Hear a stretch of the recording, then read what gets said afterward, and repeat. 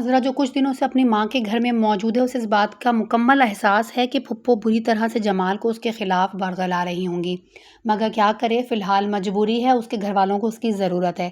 वहीं पर दूसरी जानिब फुप्पो इस मौके का बहुत अच्छी तरह से फ़ायदा उठा रही हैं। उन्हें मालूम है कि जैसे ही अज़रा वापस आएगी, वो अपने काम पूरी तरह से नहीं कर पाएँगी। लिहाजा ना सिर्फ जमाल को मुट्ठी में कर रही हैं, वहीं अज़रा के बच्चों को भी प्यार मोहब्बत से बहला फुसला के ना तो सिर्फ अपनी तरफ कर रही हैं, बल्कि अपने साथ सुलाती हैं, खिलाती हैं, पिलाती हैं, हर तरह से ख़याल कर रही हैं ताकि कल को अगर अज़रा ना रहे तो बच्चों को अज़रा की कमी महसूस ना हो। मगर इस बात का एहसास शायद फुप्पो बेगम को है नहीं कि माँ चाहे ख़याल करे ना करे, साथ रहे या ना रहे, बच्चों को हमेशा अपनी माँ की ज़रूरत रहती है। बहरहाल यहाँ पर आप मज़ीद देखेंगे कि अब शहनाज जो घर आती है तो मौके का फ़ायदा उठाकर फुप्पो ने अज़रा के सर एक और इल्ज़ाम डाल दिया। जमाल के आने के बाद वो उससे कहती हैं कि शहनाज खीर देने के बहाने आई थी और सीधा अज़रा के कमरे में चली गई और उसका लॉकर चेक कर रही थी। कहने लगी, अज़रा ने कॉल करके कहा है कि मेरी चीज़ों की ज़रा हिफाजत करो और ख़याल करो कोई चोरी ना कर ले। तब तुम देखो इस घर में उसे मेरे अलावा किस पर शक हो सकता है।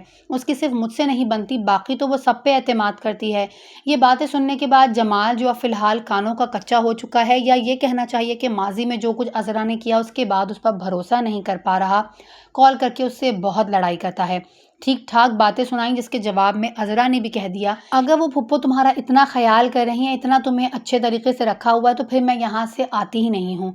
जिसके जवाब में जमाल ने भी गुस्से में कह दिया कि ठीक है, 1 हफ़्ता सिर्फ हुआ है ना अभी वहाँ रहते हुए, 2 हफ़्ता और रुको। कहने का मकसद जमाल का यहाँ ये है कि अगर वो 2-3 हफ़्ता मज़ीद अपने मैके में रुकी ना, तो उसके घर वाले खुद उसे वापस छोड़ कर जाएंगे, क्योंकि उसकी फितरत कुछ इस किस्म की है कि उसे बर्दाश्त करना हर शख्स के बस की बात नहीं। वहीं फरहत जो दोस्तों के साथ ट्रिप प्लान करना चाहती है, ज़ाहिर है घर में अकेली है, ना बच्चे हैं, ना ही कोई ऐसी एक्टिविटीज़ कि उसका दिल लगे, तो वो अपने आप को कुछ देर कुछ फ्रेश माहौल में रखना चाहती है, जिसकी वजह से वो वासिफ़ से इस बारे में बात भी करती है। जिसके जवाब में वासिफ़ ने उलझते हुए कह दिया, तुम अपनी दोस्तों के इस प्लान के बारे में मुझे बता रही हो या फिर इस बेकार से प्लान पे जाने के लिए मुझे इजाज़त देने के लिए ये बता रही हो। ज़ाहिर है वासिफ़ ने जिस तरह से उससे बात करी, ये बात फरहत को अच्छी नहीं लगेगी, लेकिन यहाँ वासिफ़ को भी समझना चाहिए कि जिस तरह से एक मर्द को घर से बाहर निकलकर दोस्तों में उठने बैठने के राइट्स होते हैं, इसी तरह से बीवियों को भी ये हक मिलना चाहिए, वरना घर का फ्रस्ट्रेशन ज़ाहिर है रिश्ते पे ज़रूर निकलता है।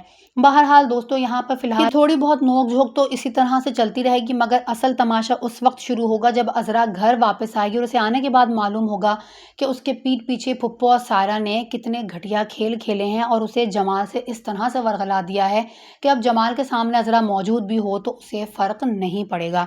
दोस्तों, अभी अज़रा इस मुश्किल से कैसे निकल सकती है, या यहाँ ये भी कहना चाहिए कि अस्मा अपनी बुटीक को सायरा से कैसे बचा सकती है और फरहत अपने रिश्ते को किस तरह से बचाएगी। ये सारे ऐसे सवाल हैं जिनके बारे में अगर आप जानना चाहते हैं तो इस वीडियो के आखिर में मौजूद लिंक पर क्लिक करके ड्रामे का लास्ट पार्ट ज़रूर देखिएगा। हम आपसे मिलेंगे एक और वीडियो के साथ। टेक केयर, अल्लाह हाफ़िज़।